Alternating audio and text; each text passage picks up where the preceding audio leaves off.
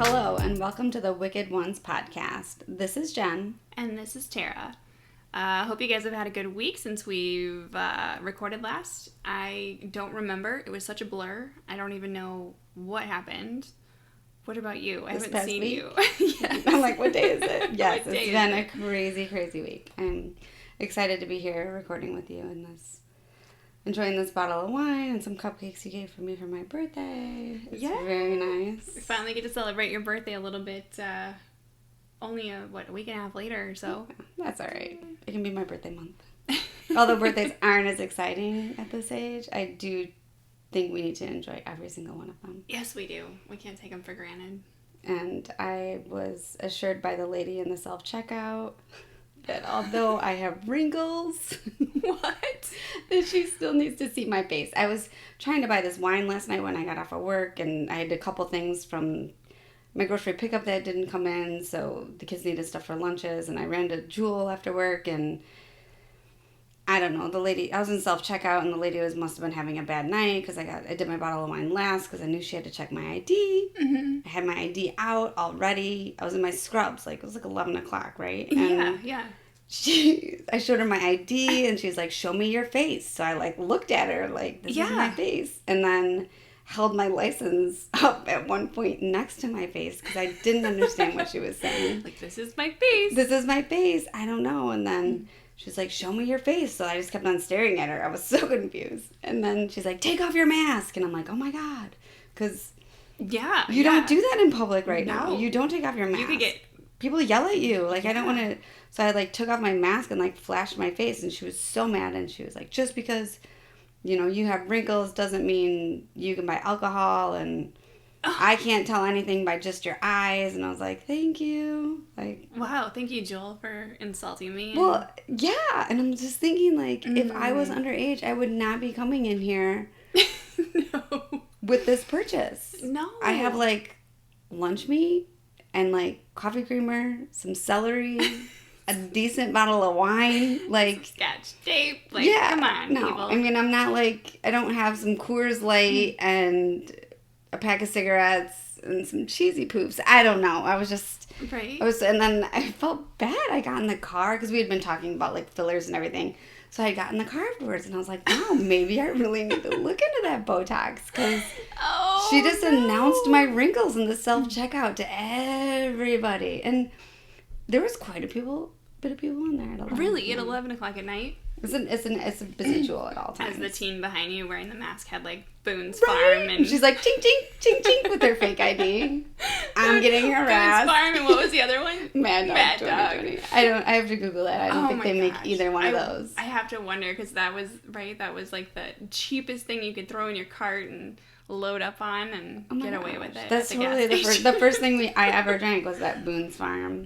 Agreed. I still think that remember. Was Strawberry Fields or something, right? Mm-hmm. Oh my God. Oh, I'm sorry for your experience. But that's all right. So we're enjoying the wine now, but it makes you think about those fillers and stuff. I don't know. We'll see. Cheers to being 40. Cheers. I'm almost actually there. 41, but it ain't nothing. In our 40s, even though I'm not quite there yet, I still got just a few days. Yeah. I'll lump you in anyway, so it'll make me feel better. Anything else going on in your week? Surviving? Barely surviving, I feel like. It's just hitting me from all angles. I have nothing exciting to share. It's all crap. Busy work. That's okay. I hope next week you have something else to share with us. No, this week has just been, putting out fires left and right. There really isn't a whole lot to say. Well, you've been working hard on editing and stuff for us, and I appreciate that. Trying to figure it out. I think I'll get there. Bear with us, people. Give us a little grace. We're very new to this whole process, and I think it's coming along well. But I'm sure later, 100th episode, we're gonna look back and go, "Wow, can we just that first season?" Right? Exactly. That first 20, we're just gonna drop that off. It's good practice. It's all still the fun. Way around, it's still fun. I enjoy it. Well, so this month is going to be our Halloween theme. Yeah. Very excited to get into Halloween, because it's my favorite time of the year. It's mine too. Yeah, and so I really can't wait to hear what you have to lead us off for the start of Halloween. All right. Well, it's not necessarily Halloween themed, but you'll see how I got there once I tell you. So today I'm going to tell you about the serial killer, Dean Corll, Okay. also known as the Candyman. Ooh. Okay. So I have a quick little... one of my birthdays, I can't remember which one it was. I think I was in middle school, and it always revolved around Halloween movies because that was my thing. And so we'd have a sleepover, and I would terrorize all my friends with some awful movie. Candyman, yes! Candyman. And we watched the Candyman on one of Oh. my birthdays, and I think at least 2 people had to go home early. Oh, I'm sure. It's At least. horrific. I was probably like 14. My dad was probably like, yeah, the Candyman. I'll go grab that. No big deal. Thanks, Dad. Oh my God. I appreciated it and enjoyed Not it. so much anyone else. No, yeah. So I that's can't really wait to hear scary. your story. Well, a big buzzkill is that it doesn't have anything to do with that movie. So I chose this also because I thought I was ready to learn all the details about the Candyman, right? Because we hear about the Candyman in the movie, the Candyman, and of course, candy is Halloween. It's So I figured now's the time to learn all the details about this guy. Come to find out, he is way darker than I ever imagined. Really? It's bad. And I had to debate a lot doing my research and putting this story together about how much I'd actually share about his that's actual when you knew it crimes. was bad. Yeah, Okay. it's bad. It's bad. There's things I read and I just wanted to erase them from my memory. So Dean Corll, the Candyman, is responsible for the series of murders known as the Houston mass murders. They took place between 1970 and 1973, and at least 28 teen boys and young men were abducted, tortured, raped, and murdered. So at this time, this was the most prolific murder to date until Gacy came about. Ooh, wow. And I don't know much about this one. I thought I did until I started getting Until you into... went down the rabbit hole. Yeah, until I did. So although Corll is the so-called face of the Houston mass murderers, he didn't act alone. He actually had 2 teen accomplices. Really? Yeah, David Owen Brooks and Elmer Wayne Henley. And the 2 teens almost worked for him by luring the victims for Corll in exchange for money and gifts. And you hear this sometimes.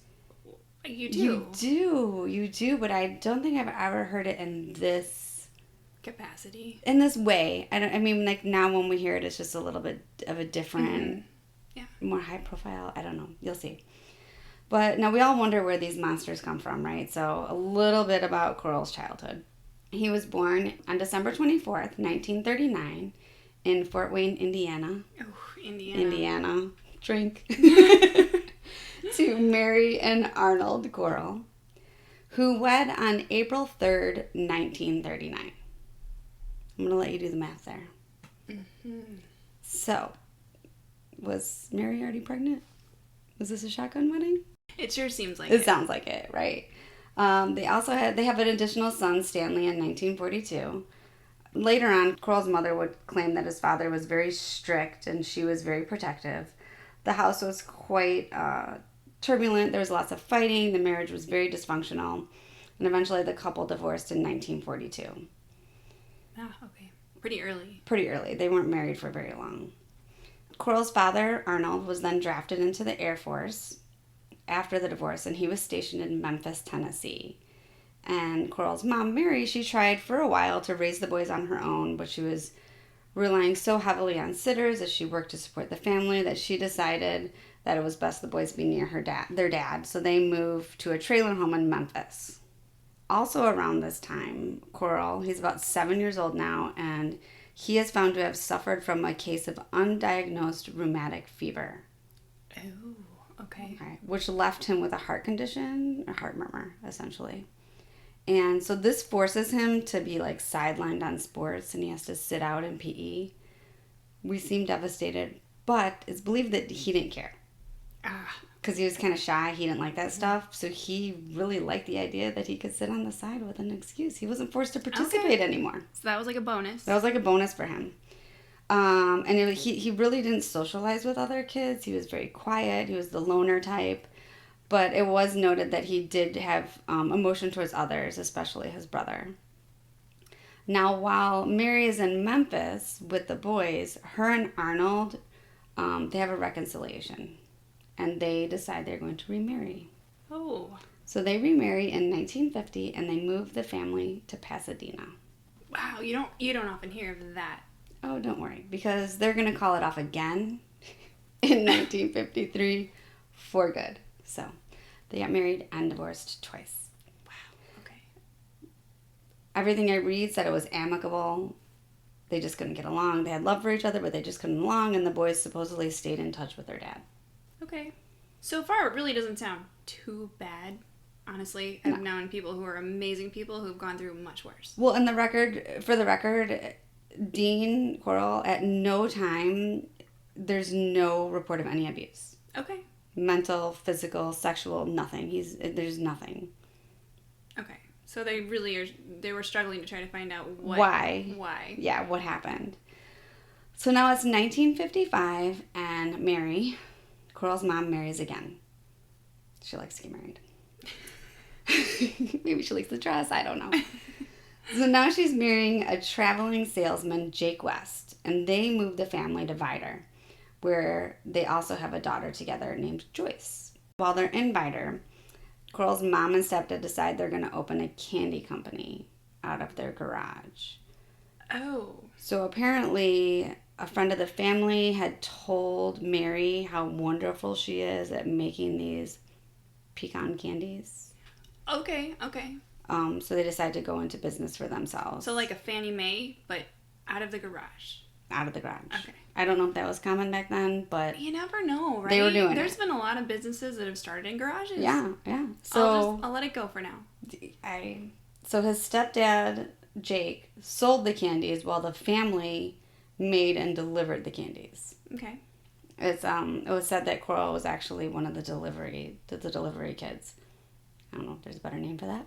But he was the delivery man. So at the age of 16, he worked day and night while attending school. Again, sounds tragic, but apparently he thrived on that because he really didn't dig school. Yeah, there was a lot of kids that had other jobs and things that they were also working really hard to help the family. And you know what? Now that I think about it, kudos to her. I mean, she was entrepreneurial and she found a way to make extra money for the family. And if people were willing to buy Someone told her she was good at something amazing. And she decided to capitalize on it. Yeah. So he was known to have average grades. His only real interest was band, and he was still a loner as a teenager. He graduated in 1958. Again, very average. And then the family decided they were going to move to Houston Heights. And there they actually opened a storefront candy company. Oh, okay. Known as Pecan Prince. I've never heard of it, but okay. I'm not sure where this comes from, but his mom at this point insists that he moves back to Indiana to stay and help with his grandmother for a few years. So maybe she was sick. I'm not sure. I couldn't find any more details except for that he was back in Indiana from 1960 to 1962 to help his grandmother. Okay. Because that's what his mom wanted him to do.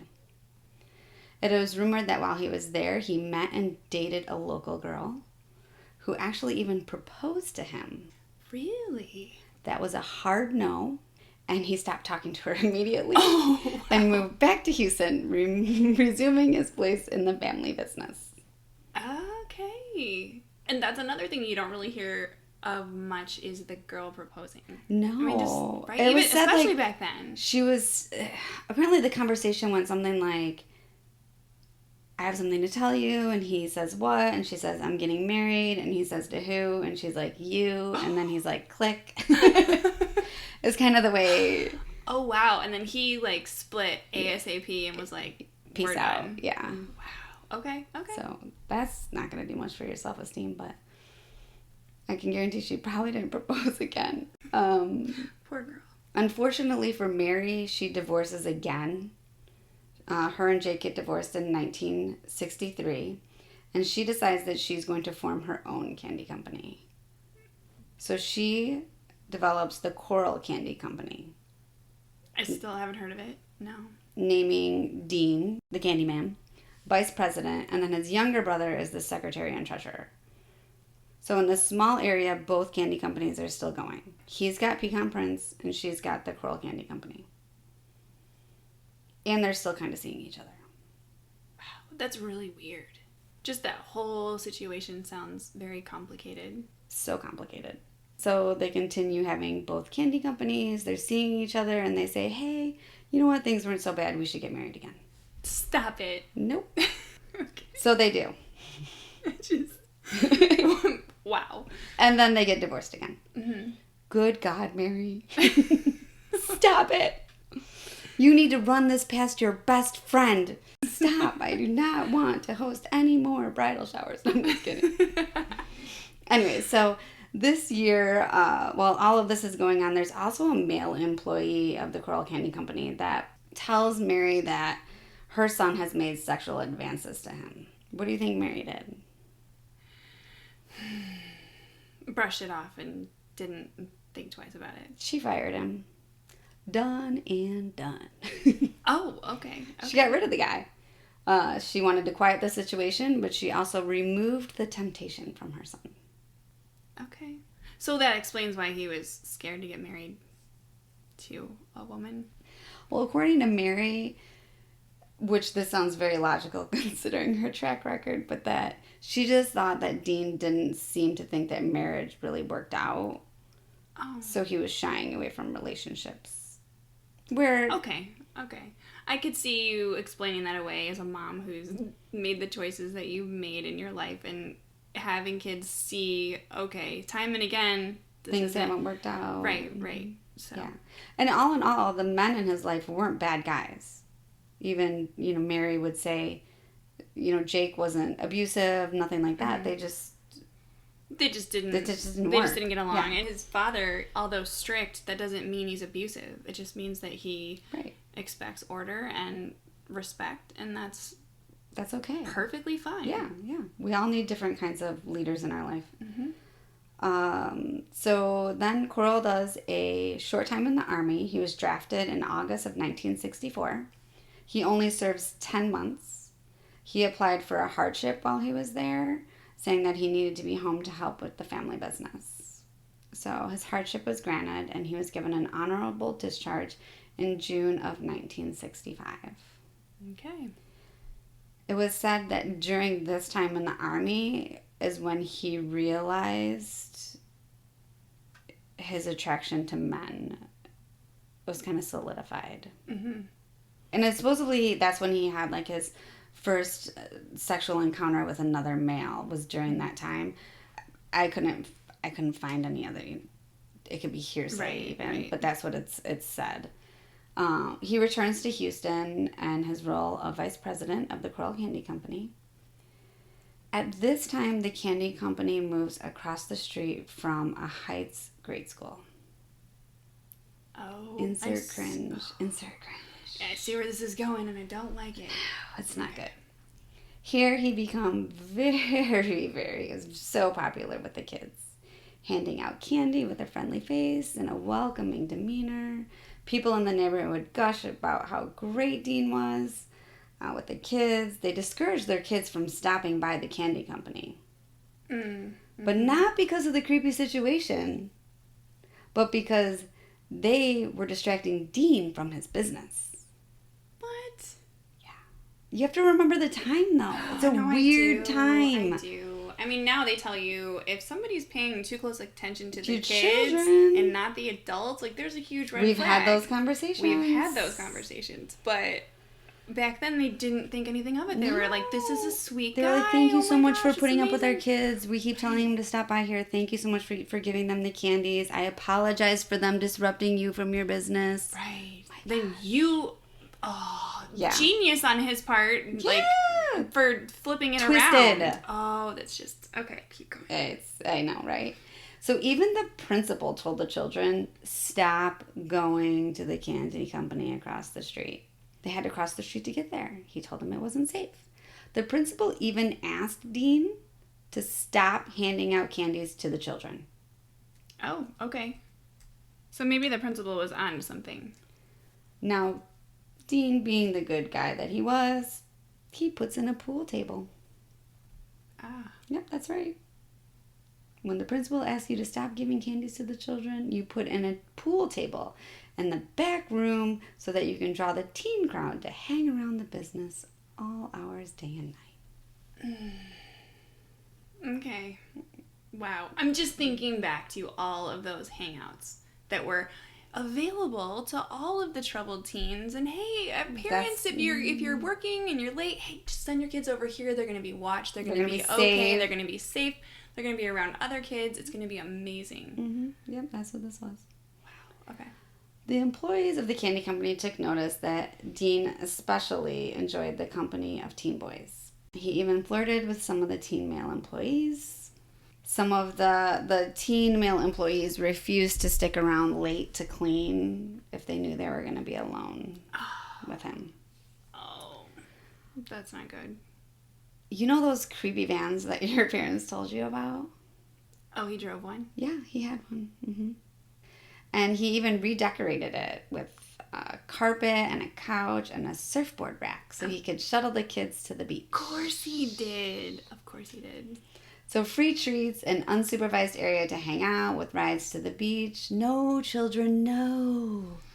It's all a bad idea. It's textbook at this point, but not back then. And that, my people, is the beginning of the Candyman. Wow. Oh my gosh, no. No. It's so red flag now, but then well, now we can look at it and clearly go, just stop. Yeah. Stay away. We've had enough stories to tell us. Put surveillance on this guy and nail him before things get too far. So in 1967, David Brooks was just 12 years old when he started to hang out with Corll regularly. He was obviously one of the kids who spent a lot of the time in the back room of the candy company playing pool. He would participate in the trips to the beach. He would enjoy motorcycle rides with Corll. And Corll even allowed Brooks to drive the motorcycle himself and gave him money whenever he asked. Of course, because he was grooming this poor kid. That's what I said. I'm like, parental alert. This is also known today as grooming. Oh, see? Unfortunately, I don't think we knew that situation then as we do now. Yes, you're correct. Like, now it's very glaringly obvious. Back then it was, he's just a nice guy and he, takes an interest in our son and that's amazing and thank you. And it's so just sad. No, yeah. I mean, now it's glaringly obvious, but at that time it wasn't. So Brooks' parents divorced during all this, and his mom moved about 85 miles away. So when Brooks would come and stay with his dad, he would actually stay with Dean Corll. At this time, it's around 1970, and Brooks he's 15 and he drops out of high school. Okay. And he moves in with his dad. His dad's house is considered his primary residence, but he's actually mostly staying at Corll's apartment. This is where a sexual relationship develops, and he would pay Brooks for allowing him to perform oral sex on the teen. Now, Mary, she's just a sucker for love, and she's getting married again. Oh my gosh. Mary! So she gets married, and she divorces, and she sells the candy company and moves to Colorado with her daughter Joyce. Okay. Obviously, then, the Candyman's out of a business. He begins working as an electrician, and he stays in touch with his mom by phone, but at this point, after she moves to Colorado, they never see each other again. Okay. So that's in between 1969 and 1970. So was there like a dispute there? Was he upset because she was taking the company? It didn't say that he was upset. No. I mean, he got a job as an electrician, which I don't think he genuinely enjoyed. At this point, he was already leading boys kind of back to his apartment to hang out. Okay. I mean, he already had built that trust in the community and when it was that guy. Oh, okay. So, 1970, this is when the stuff really starts to happen. Between September of 1970 and August of 1973, at least 28 males between the ages of 13 and 20 were abducted, tortured, raped, and murdered by Corll. Wow. Yeah, it's a lot. That is a lot. In a short And it just escalated quickly. What happened? So as the abductions and the murders, as time went on, they rapidly increased. They started happening faster and faster Well, and he was faster. getting Almost like away with he it. couldn't be satisfied anymore. Like, he needed to, like, keep going. It's very crazy. So a large amount of his victims were in the mid-teen boys. They all living in Houston Heights, which is a relatively low-income area of downtown Houston. So we can see how, even though they were reported missing, a lot of them were seen as, like, runaways. The police really just truly didn't have the resources to investigate all of these boys being missing. And again, when you're saying that they're from a poor area, he could have just been luring them with promises of money for something. Oh, yeah. For who knows what. But, I mean, it could have even been anything from a small errand to sexual favors. Who knows? He was evil. Wow. So Corll didn't act alone. He had help from his 2 teen accomplices, Elmer Henley and David Brooks. In most of the abductions, the victims were even a friend of one or the other. Oh, that's even... It's bad. Not that it's bad enough, but not when you think that you're friends with They somebody. brought their friends to him. Mm-hmm. Now, just a little bit of its and bits about some of the victims. So 4 of the victims were actually 2 sets of brothers. Oh. Okay. So 2 of the brothers were murdered together after being lured into the van after leaving a bowling alley. Oh my God. With the promise of a lift home. And all I can think of right now is that parents lost 2 sons. 2. At once. 2. Danny and Jerry Waldrop, 15 and 13. And Jerry is known as the youngest of Corll's victims. Now, I did read somewhere else that one of the victims was as young as 9, but I only read that in one place. Okay. And I couldn't corroborate find it anywhere else. And supposedly that person lived across the street from him. But like I said, I only read it in one place and I couldn't find it anywhere else. So I don't know the accuracy of that. Now, the other 2 brothers, they were murdered actually in separate years. He got 2 brothers from the same family in 2 different years in the same area. Wow. What the fuck? That's just insane. That's insane. That's just evil and on another level of... Mm-hmm. Oh my God. So the older of the 2 brothers was actually a former employee of the Corll Candy Company, Bill Balch. He was 17 and he was murdered in May of 1972. His younger brother was actually murdered in 1973. Michael Balch, he was 15. And it doesn't say, like, his connection or what they think happened or how he... No, they don't really... They just went missing and they just didn't know what happened. Yeah, they didn't... I mean, and a lot of... and that's one of the things where I said I didn't go into a lot of detail because each one of the victims, a lot of them had, like, search parties and this and that. And there's so many stories behind each one. Unfortunately, I just don't have the time to go into all of them. That makes sense. So then the only other one that I wanted to kind of point out, because most of them, like I said, most of the victims were lured by Henley and Brooks. Their friends or young boys that they lured in promise of a party or a ride somewhere or money. Another one of the former employees of the Corll Candy Company, Mally Winkle, was also one of his victims. So at any point are they starting to go, wow, there's a lot of employees at this candy company going missing? I'm going to get there. Okay. So, like I said, the boys were often lured into the van or a car. So he was also known to kind of have flashy cars, of course, to get boys attention. Yeah. Or Boys he would love let cars. them drive them. Hey, you want to get a ride in my fast car?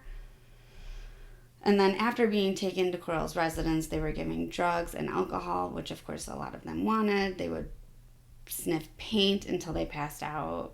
Some of the boys were even tricked to putting in handcuffs, and then they were stripped naked and either tied to Corll's bed or this horrifying device referred to as the torture board. And there are pictures of it online. You can find it, and it's horrific. Really? A torture Homemade board? plywood torture board. Okay, when you say that, all I can think of is that device where you are tied up and then they stretch you. I don't know why. It's kind of like that. Like, it's a big plywood board, and it's got like handcuffs on it. And... God. Yeah. So he just had a specific area, and he just This is just awful. Yeah, Okay. he had a goal. Right. Mm-hmm. So here, in Corll's residence, they were tortured and raped for sometimes days. So in the beginning, it seemed like it was just a couple hours, but then as the crimes went on, the torture sessions just seemed to escalate from hours into days. Well, he probably realized he didn't have an endless pool of victims, and he had to take his time. Or he needed more to satisfy himself, or most were killed by strangulation, but some with also a .22 caliber pistol. The bodies were wrapped in plastic, and they were buried in one of 4 areas. He had a rented boat shed. There was a beach on Bolivar Peninsula, a woodland near Lake Sam Rayburn, and this is where his family owned a cabin. And then there was a beach in Jefferson County. But most of the bodies were buried in the boat shed. Did they recover what they think were all the bodies? So I kind of go over that at the end. Yes, so 26. So there's a total of 28 victims. 26 of the victims' bodies were recovered and identified and confirmed. The 27th victim was confirmed, but the body was never found. And the 28th still to this day remains unidentified. And I hate to hear it that. probably won't be for the simple fact that, from what I read, most of the immediate loved ones of the victims are now gone. They're now gone. Yeah, like there's only a couple of them left. That's so sad. I hate when there's unidentified that's so horrible. victims. And then he sometimes even forced his victims to call or write their family. So they thought they voluntarily left and they Yes. stopped looking for them? Yeah, so I'll read one letter that he made his victim write. Dear Daddy, I have decided to go to Austin because I have a good job offer. I am sorry that I have decided to leave, but I just had to go. P.S. I will be back in late August. Hope you understand, but I had to go. Daddy, I hope you know I love you. Your son, Billy. And this was written by Billy Lawrence. That just sounds off. Yeah. If I were to receive something like that from my child, I wouldn't buy it. So there was, family. That's exactly what family said. If anything, it raised more of a red flag. No one thought their family members were okay. No. So it's believed that he had his first victim was 18-year-old Jeffrey Conan, of University of Texas student, and he was hitchhiking, which was very popular then, and now sounds terrifying. It was very popular then. I hitchhiked. I'm so glad I lived to tell about it. But anyways, so he was a student. He was hitchhiking from school to his parents' home, also to see his girlfriend in Houston on September 25th, 1970. So when he started hitchhiking from school, he was actually with his friend. They separated as they got closer to home, and he was dropped off alone at an intersection near where Corll lived at the time. Okay. And was never seen again. Yeah. So it's believed that Corll offered him a ride, and he took up the ride. And so Brooks eventually led police to his buried body at High Island Beach. He was found buried under lime. He was naked, a cloth gag in his mouth, hands and feet bound, wrapped in plastic. It shows that he died of manual asphyxiation. So that was his first victim. That's his first victim, right. September 25th, 1970. Does he talk at all? Does he say what made him go that route? I'll get to that. Okay. So around the same time as well, so now you remember now Brooks is like, I don't want to say his pet, but he looks up to Corll. Well, and I don't want to assume anything here, but it almost seems like maybe his dad wasn't paying as much attention because he was supposedly living with his dad, but spent all his time at this guy's house. And I don't know about what you think, but yeah, I mean, obviously there was some dysfunction there, and it was fulfilled in a way that was not healthy. Correct. So around this time, Brooks shows up at Corll's place, and he unknowingly interrupted a torture and rape of 2 teen boys. Corll was naked. He was like walking around the apartment, agitated. Brooks sees this, and he discovers the 2 boys. He sees them tied to Corll's bed and like leaves. Now, Corll decides that he is going to offer Brooks something to keep him silent. So he offers to buy Brooks a car. Oh, okay. And he purchases Brooks a green Chevy Corvette in order to keep his mouth shut. And then he tells them that the boys are part of a porn ring. Apparently that makes things okay. And then he also tells him that he works for the porn ring and that he offers him $200 for any future boys that he would bring. Okay. So this is how he tells him. So this is him explaining to him and trying to make it sound like this is a legitimate thing, even though. Right, and I'm like, that's still not like okay, but yeah, and he's like, so bring me this kid's young and also needs money and has no guidance and trusts this guy and believes what he has to say and is probably a little bit naive in the sense that he's gonna go along with it as long as everything makes the situation okay. Yeah, right. So I mean, I don't know what you say when he's like, I'll give you $200 for every young friend you bring me. And I don't think it doesn't sound like Brooks had a lot of opportunity. So Brooks officially accepts Corll's offer when he lured 14-year-old teens James Glass and Danny Yates on December 15th, 1970, away from a religious rally. So Glass was an acquaintance of Brooks. So he had trust in him, lured him back to the apartment for a party. Both boys were tied to opposite sides of the torture board, raped, strangled, and buried in the boat shed with Brooks' help. Okay, so now he's officially in on it, realizing this is he's not there for any of it, from what I understand, which was very gray. And I kind of tell that a little bit as I get into a couple more of the stories.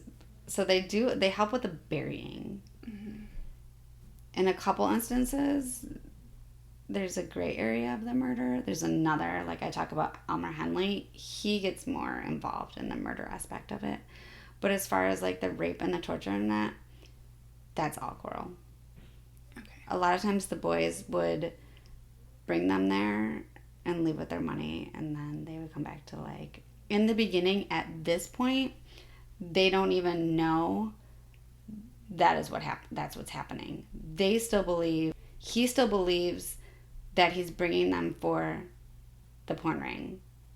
As time goes on, he gets busted and they figure it out and they realize that they're not, but that's not okay. Well, no, and it's not like, I'm sure they didn't say, hey, come back to the house, you can be part of a porn ring. No, right, they were lured there, right, they were lured there for a party and like a good time, right. So either way, these kids, it's not right, he knew what he was doing was wrong and it didn't know putting the them extent in a of bad it. situation. But he did not know he was bringing them there and they were being tortured and raped and like murdered during the winter. So this is December of 1970.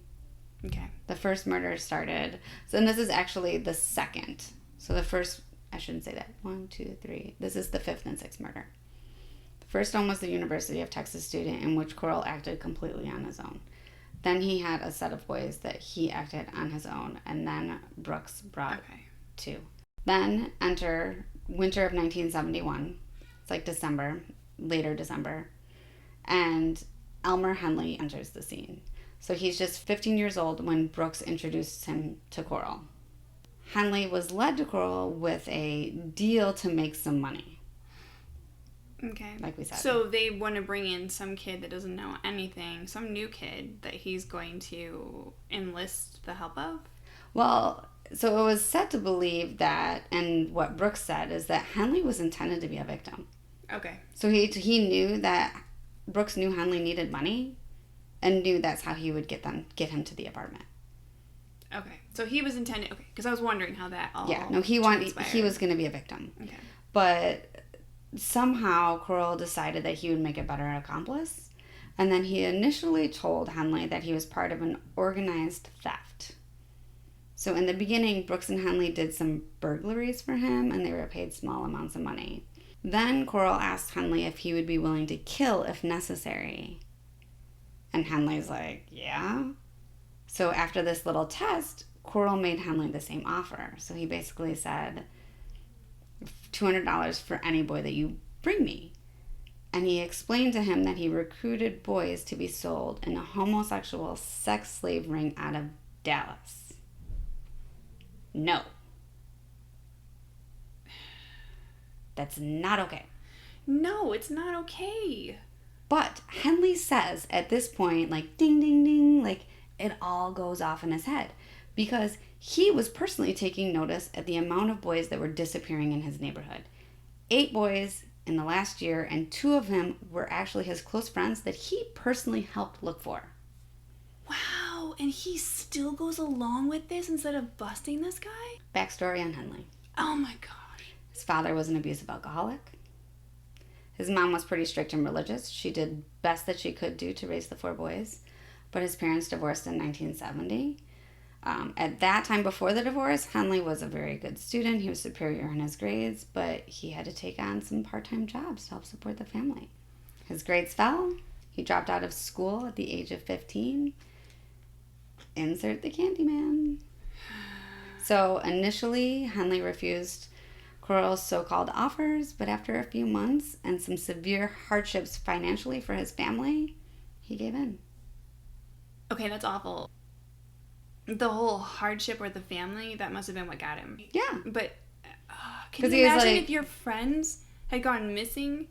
You now know they're dead. You helped look for them. So later on, Corll confesses to him that, like, yeah, your friends, Okay. they're dead. He tells him later. Because at this point in the, in the timeline, Henley just suspects. Like, he's like, wow, there's a lot of kids going missing. Everybody knows there's a lot of kids going missing, but nobody's doing anything about it. It's, I shouldn't say that. There's flyers going up, and there's search parties, and there's this, and... But they have nothing. He somehow just... Under the radar for all of it. It is crazy. Go ahead. So now we're at the 10th victim. Now I skipped some in between because like I said, I can't go into every single one. I wish I could. And this is when Henley lured his first victim with Corll. And this was in February of 1972. So they talked and they devised a plan for them to invite a boy back to Corll's house. They would have Henley put on some handcuffs and then release them with a hidden key that he had in his pocket. But then they would convince the boy to do the same thing. Like, hey, how fast can you get these handcuffs off? Blah, blah, blah. Look, it only took me this long. But really, he has a key. And then when they do it to the boy, there is no key. So they drive around Houston Heights, and they persuade this teen male to enter Corll's cool GTX with the promise of marijuana. Back at Corll's place, the plan was set in motion.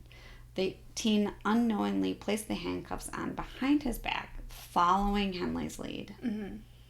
Corll quickly covered the teen's mouth with tape and bound his feet. Henley left the teen alone with Corll so he could be sold into the homosexual sex ring. This is still not okay. Never in any point in time was any explanation okay. So, no, it's never okay. But Corll made good on the deal and paid him the $200. And at that point in time, he was so desperate for the $200. That was it. Yeah. So the victim, it wasn't confirmed by them, but the victim is thought to be a 17-year-old acquaintance of Henley and Brooks by the name of Willard Branch. Okay. So he was assaulted, tortured, raped, shot, and buried under the boat shed. So now there's a trio. Now there's Corll, Henley, and Brooks. And they're picking up momentum. They're between that victim with Henley, the 10th victim, there will be 18 more innocent young men that are lured to torture and death over the next year and a half. That's a lot. That's a lot. By June of 1973, the killings accelerate rapidly. There's almost one every week. When you look at the timeline. And it's honestly, crazy. In one July, is too many, but it's a lot. No, but it goes from like one here and then one here to like once you get to the end of June and July, it's like one. Like, wow. They just started. I don't know. It was crazy. It was like a spree. Yeah. So Henley later told police that Corll would voice that he needed to do a new boy. and that he was like insatiable. Like he was angry, and they had to do everything they could just to almost get him to quiet. Well, you know what? I wonder if at some point it wasn't just both of them looking at each other going, we better find somebody or we're going to be next. Yes. So Henley actually talks about how he attempted to enlist into the U.S. Navy, and he was rejected because he never graduated from high school. But he actually said that he could never leave anyways because he knew that if he left, Dean would go after one of his little brothers. Oh, God. Oh. So they were in deep. They didn't know how to get out. Mm-hmm. They didn't know what to do. Mm-hmm. They were caught, and it's crazy how it escalated, right? They went from like, well, and I'm sure they thought, they probably laid in bed at night and thought about everything, and even thought, what if I go to the police? What if I do this? What if I do that? But your family's safety is ultimately your only concern at the end of the day. Mm-hmm. During July of 1973, kind of when this pickup of a killing spree happened, Brooks moved in with his then pregnant fiance. Okay. So at that point, just Henley was kind of feeling the pressure because it was him alone to produce the boys that Corll was demanding. Okay. So Brooks and Henley weren't sharing this, the tendencies that Corll was. Apparently, if Brooks had a pregnant fiance, Yeah, no. So nowhere in this did they ever participate. So they just dropped off and left every time, or helped bury the body. So Henley does get involved in a little bit. There was a couple of instances where he would end up killing one of the people, but they never participated in like the torture and the rape. And it was almost like at the end, at some point, they would, I don't want to say put people out of their misery, but it was almost like Corll would be like, okay, I'm done. Oh my gosh. The fact that this monster was able to do this to manipulate these kids. But I mean, think about it. They're 17. Mm-hmm. It started when they were 12. At this point, they're brainwashed into... They don't know any other lifestyle. It just is what it is. So, by August of 1973, the trio really starts to begin falling apart. Like I said, Brooks is stepping back because he's, he moved in with his fiance, who's pregnant, and he kind of falls off the grid at that point. And then that's when Henley's still working hard to produce these boys for Corll. So on August 7th, he picks up 19-year-old Timothy Curley, who is an acquaintance, and he's going to bring him to a party at Corll's Pasadena home. He's now in Pasadena. He moves around a lot because he doesn't move. Because now it's going to be obvious. He doesn't move very far. He always stays in his like little shopping district of Houston Heights, but he moves around that area. Okay. So he's never far from there, never but minutes away. So he brings Timothy Curley back to Corll's house, and they sniff paint, they consume alcohol. Sniffing paint must have been like a big deal back then. There's a lot of huffing going on in this. Okay. Yeah. And until about midnight when they leave for food. So the two of them drive in Curley's car back to Houston Heights. They get food, and then Henley mentions how he wants to swing by and check on a friend. This friend is 15-year-old Rhonda Williams. And she is home, and she has been beaten by her drunken father. So Rhonda's looking for a place to kind of hide out while her father sobers up, and Henley invites her to hang out with them. Oh, okay. So she climbs in the back of Curley's car, and the three of them head back to Corll's house. They get there around 3 a.m., way past my bedtime. And Corll's basically like, who's the chick? Mm-hmm. Oh, I figured that was It's like the first chick that's like ever been there, ever. I'm sure he didn't probably say who's the chick, but he was clearly not happy there was a lady in the house. I mean, I was wondering where this was going to go, for sure. It was not good. Super pissed after an explanation about William's father, it appears to everybody that Corll had kind of calmed down. So they all began to get high. They're smoking marijuana and drinking drinking beer, but bear beer, growlers. But Corll's like kind of watching on. He's drinking beer, but he's kind of like watching intensely, and it's making everyone feel a little bit uncomfortable. Probably. But that doesn't stop them from doing drugs. So they do drugs and they drink beer until they pass out. Not a good idea. A big just don't do it. There's so many don't do it's in this story. No. But we all learn from these stories, and that's why we have don't do it's now. Let's hope. So I'm not passing judgment. I'm just wishing I was there to say no. Henley wakes up face down with his mouth taped to being handcuffed, and his feet are already bound.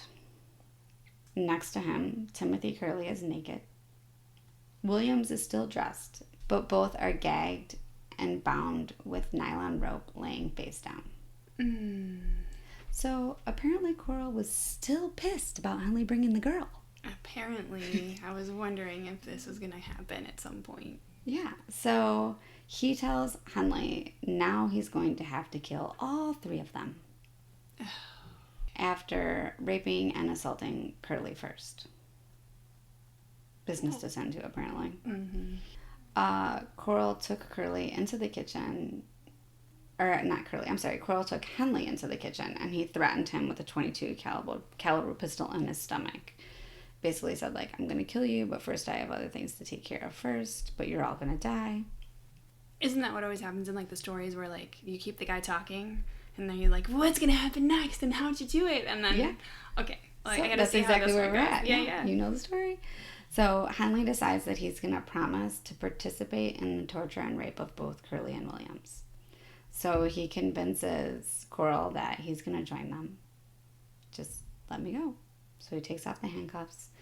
They go back to the bedroom where Williams is tied to the torture board on her back and Curley is tied to the other side on his stomach. So Dean Corll, he begins to undress, and then he tells Henley to cut off Williams' clothes because he wants them to rape the teens on opposite sides of the board at the same time. Please, God, strike these readings from my memory. Henley starts to cut off Williams' clothes with a hunting knife while Corll actively starts to torture Curley. So Williams talks about it later, how he's like screaming for God to save him and all. I mean, it's just horrible, horrible things that I'm going to spare you all from. But Williams asks Henley while he's doing this, she says, is this for real? And Henley says yes. And William asks, are you going to do anything about it? Man up. Do something right now. Yeah. So then Henley asks Corll if he can take Williams into the other room, and Corll didn't respond because he was very into whatever he was doing. Henley noticed that Corll's gun was sitting on the nightstand, so he grabbed it. And he pointed it at Corll, and he shouted, "You've gone far enough, Dean." So Corll approached Henley saying, "Kill me, Wayne." So he did. Henley shot Corll in the forehead as he lunged at him.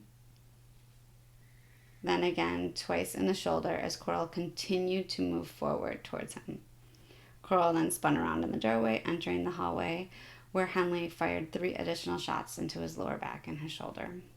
Corll collapsed naked in the hallway. Henley then released Williams and Curley from the board, and they all dressed. They discussed what they should do. Henley wanted to leave, but Curley encouraged that they call the police. Okay. All 3 were standing outside the house and the gun on the ground in front of them when police arrived.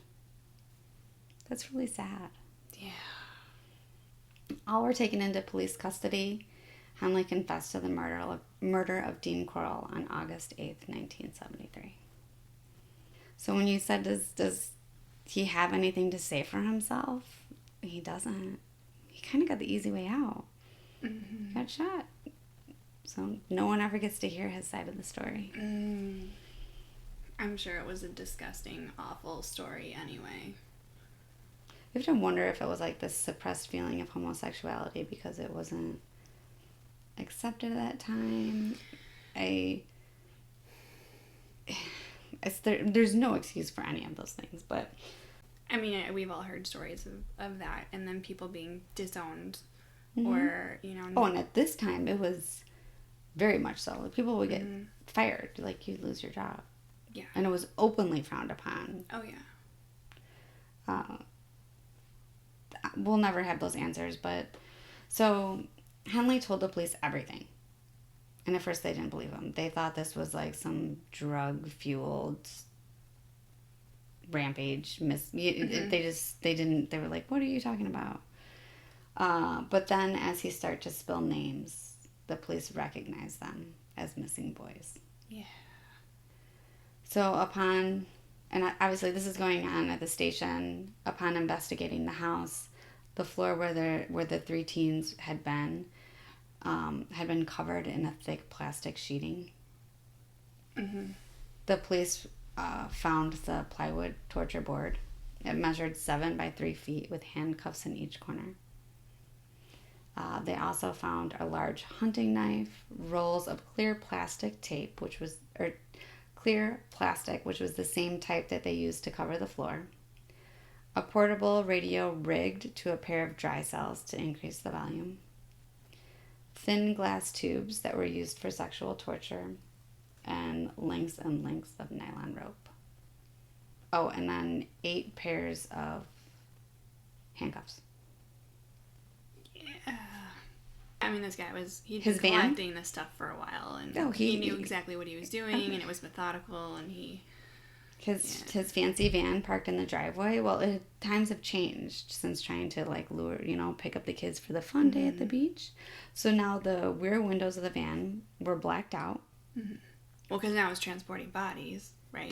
Police found a coil of rope, a swatch of beige rug that was covered in soil stains, a wooden crate with air holes drilled in the sides.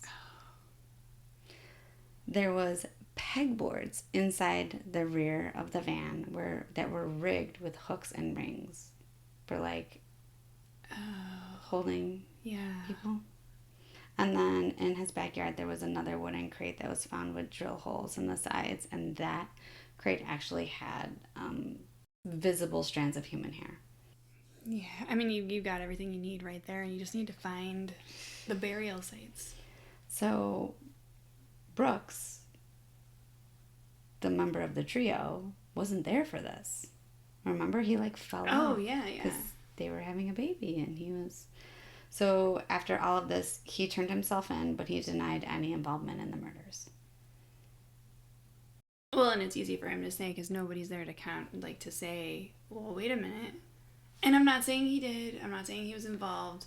There's so how much he knew, but... The stories for every victim is so different. And like I said, their primary role was luring. It seems like Henley got a little bit more sucked into it. And I'll talk a little bit more about that in his sentencing. And well, and you said that he threatened his family. So... Now, Brooks and Henley did help in recovering the victims. Okay. All of them were strangled and or shot with that same .22 caliber pistol. Most still had ligatures around the neck when they were buried. Every victim was sodomized and visually sexually tortured. The genitals had visible bite marks. Oh, God. There were items still inserted into their rectums. Glass tubes were inserted into their urethras and then broken. No, what? Whoa. It's like, I'm giving you the Mary Poppins version of the things that I read. That's fucked up. Their mouths were taped, and when they were castrated, they were buried with their genitals in a bag next to them. So, and I'm giving you, that's the very... It's wow. It's the Disney version of the things that I read. So, I said, there was 28 victims in total. 26 victims, their identities have been confirmed with the bodies. Mm-hmm. The 27th the identity was confirmed, although no body was ever recovered. and then the 28th is still unidentified. An interesting fact, remember Rhonda Williams? Mm-hmm. Her boyfriend was a victim of Corll in March of 1972. Oh, really? That's how small the circle was in that area. But that just makes you wonder. All of these boys went missing from the same area. How are they not putting well, this together? Well, you have to wonder how many more there are, because during this time in that area, 42 boys went missing. Well, and you always hear too about people saying, well, we had, and I'm sure not all of them were victims of Corll's, but just with any other serial killer hunting in a certain ground, a lot of the unexplained cold cases are, well, it could have been him, right? Or could have been, they could, and it very well could have been, but then it also very well couldn't have been. And then you hope that that doesn't lead the police in a direction that doesn't help that case. Yeah. Does that make sense? Yes. Yeah. So. Well, I mean, and the police have said, we have nothing to lead us to believe that there's any more associated with this crime. They have no reason to look, but it's just crazy that many. Well, it was enough, and I guess if these bodies are found, and they're found in this exact manner, then they know without question it was this guy, because this MO that he had is unlike any that I've heard of. Sick. And then, so Brooks and Henley, when they obviously tell their story, when they're confessing, and they offer a lot of detail. They really don't hold much back. And then Brooks even tells of a time where Henley knocked him out. So he shows up at Corll's house. Now remember, the three of them are working together. Mm-hmm. Brooks shows up. He's the one who introduced Henley into the circle. Mm-hmm. He shows up. Henley knocks him out as he enters the house. Corll then ties Brooks to the bed and assaults him repeatedly for days. Then releases him. They never speak of it, and Brooks continues to assist Corll on the abductions. Wow. What? Yeah, it's. But again, these kids were brainwashed. Well, it's almost babies like when they were brought into this, and not to make an excuse for them, but that's what I talked a lot about in this story. A lot about the people, right? That more than the victims, I guess. Mm-hmm. But again, I mean, he knew Corll was as sick as he was in what he did. He was sick in the fact that he brought in these kids that had nothing. I mean, they trusted him. They believed in him. He groomed them. And he was very smart. It was very calculated. They had to have felt like they had nowhere to go or nowhere to turn. There was no way out. Agreed. I agree 100%. So Henley was found guilty of 6 murders. So, and that's where I said there was that gray area where Henley actually participated. There was a couple times where he did actually strangle someone and shoot 6 people. So he was sentenced to 6 consecutive life sentences in prison. He did not get convicted for the death of Dean Corll. It was deemed self-defense. Now, this guy has or had a Facebook page. I looked for it. I couldn't find it. It might have been taken down. But apparently he's creating art now. Okay. And he has been encouraged by a pen pal that he has, who is also somewhere in the art business. And they did attempt an actual art exhibition. Of what? Well, he will not. He specifically says that he will not do any imagery depicting violence. So he does a lot of landscaping. Oh, so this guy's like a reformed Bob Ross here. I'm just like, what? Yes, exactly. Just a big what? But I couldn't find his Facebook page, so maybe it's like shut down at this point.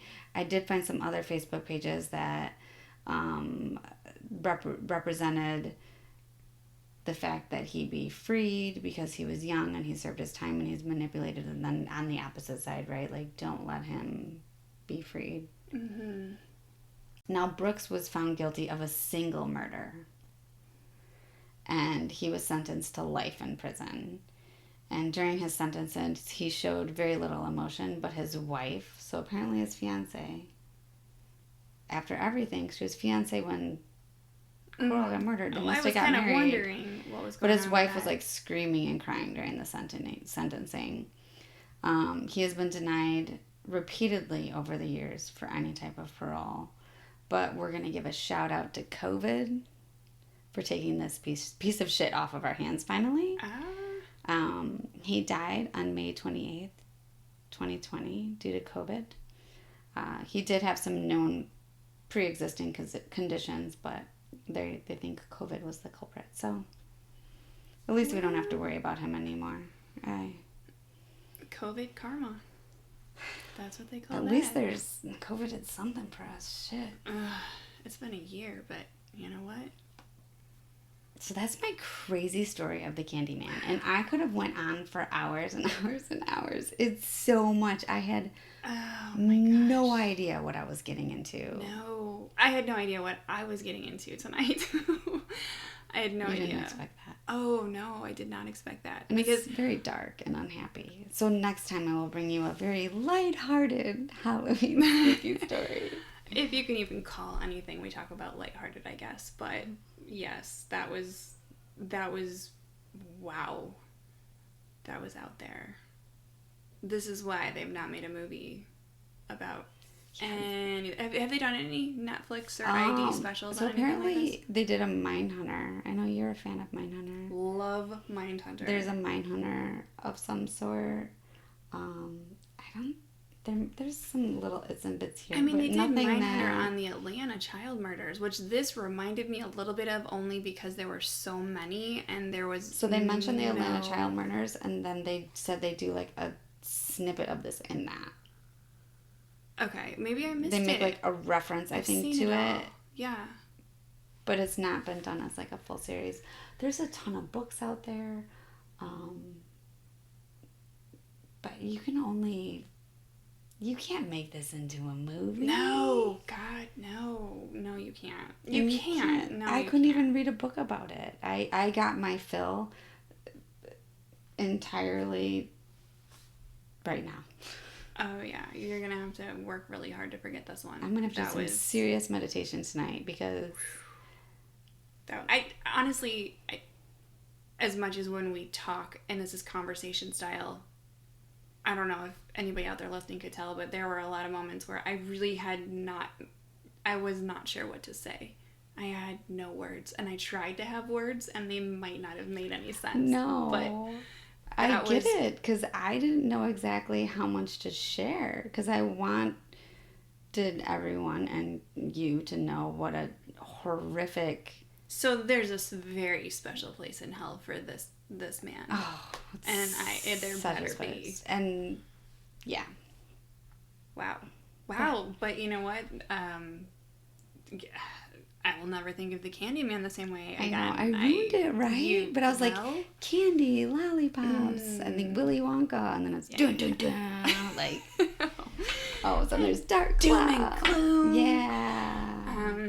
Yeah, well, I don't know. Speaking of candy, I know it's a little bit of a twist, but I guess we'll see what happens Halloween. I don't think we're going to be doing any trick-or-treating. I don't know. Some places around us are like...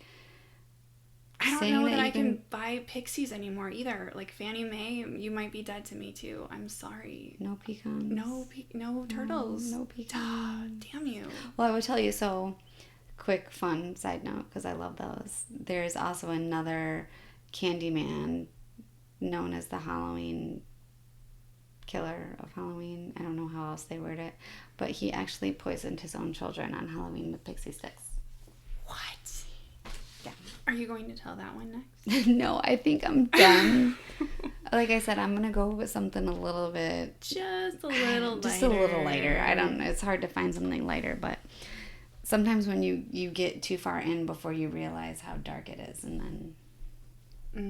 well, if that was the lighthearted, fluffy version, I really am so glad that you didn't share all the details. But I think everything came across.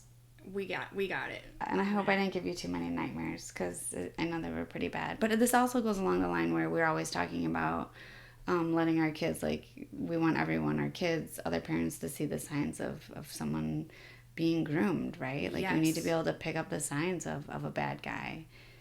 And he was all around a bad guy, and there was so many signs. And you know what? We talk about how that's obvious today, but I don't know that it's always obvious to people today. I mean, there are people that, yes, they ask me what we do, and I talk to them, and we've gotten into further along conversations, and I realize there's a lot of naive people out there that really don't know a lot about this. No. And so if you're hearing some of these things, and you're seeing some of these people in your lives that maybe don't like true crime, but could use a little point in the right direction on some things with their kids and keeping things safe, and help them out. Like, let them know, hey, you know, here's a little website for you to take a look at, or here's a little, you know, something, right?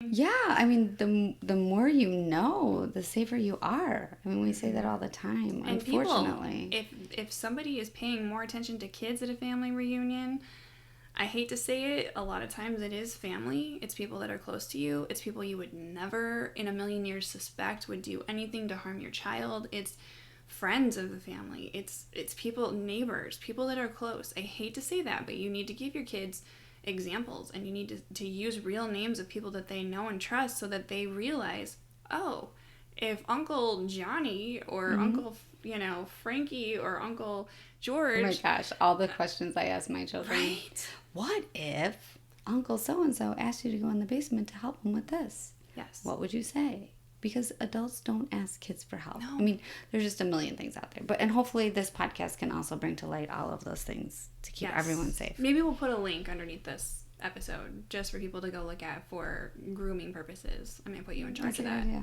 Find a good link, and we'll stick it on our website. You guys can take a look. But yeah, do your best to enjoy this Halloween. You know, maybe have a small gathering with friends that you trust.